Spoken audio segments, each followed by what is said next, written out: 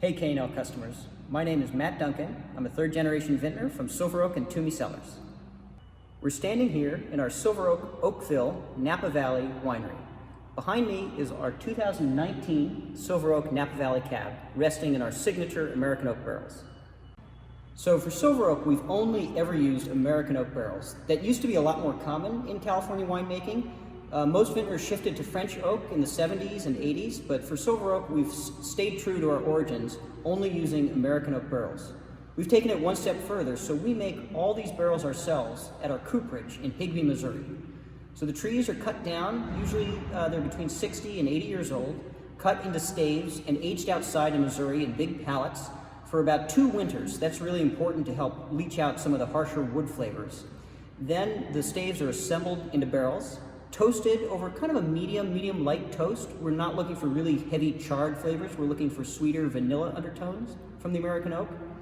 Once they're built into those barrels and once they're charred, they come here to Napa and we rest our wine in it for, depending on the vintage, anywhere between 20 and 22 months before we release Silver Oak. So as the barrels rest in the cellar, the clear liquids will evaporate through the pores in the oak. So the water, dissolved water, and alcohol will evaporate. And so the barrels need to be topped up, usually every 3 or 4 months. So every 3 or 4 months, all the barrels come down, and our cellar team will use some of the best barrels to top each one up. So usually in that process, we lose 2 or 3 barrels to top everything else up.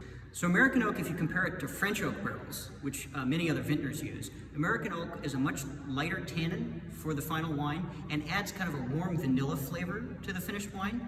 And over time, as the wines age, the tannin profile of bigger, juicier California Cabernet really pairs well with a lighter tannin profile from American oak. After 20 or 30 years, that vanilla sort of rests on the palate and can become this really subtle undertone that we find just really fascinating. Sorry everyone can't be standing here with me in the barrel shade to smell what it smells like, but it's like walking into a vanilla bean. It's just a really warm, luxurious scent, even in the barrel shade. So all the barrels behind me are not identical. We actually have a Cooper trial ongoing at Silver Oak where we'll experiment with different lots, different ideas that the winemaking team is interested in pursuing. So some barrels have a slightly heavier toast. That can give a little more body and a little more tannin to the blend in a small percentage, maybe 5 or 10% of the overall barrel blend. We also experiment with different seasonings of the wood. So if we leave the staves outside for 2 years before we make them into the barrel, does that produce a different kind of barrel than if we leave it outside for 3 years, 3 winters before we make a barrel? How does the wine age differently over time in those different barrels? So currently at K&L, we have our 2015 Napa Valley Silver Oak available and our 2016 Alexander Valley Silver Oak available.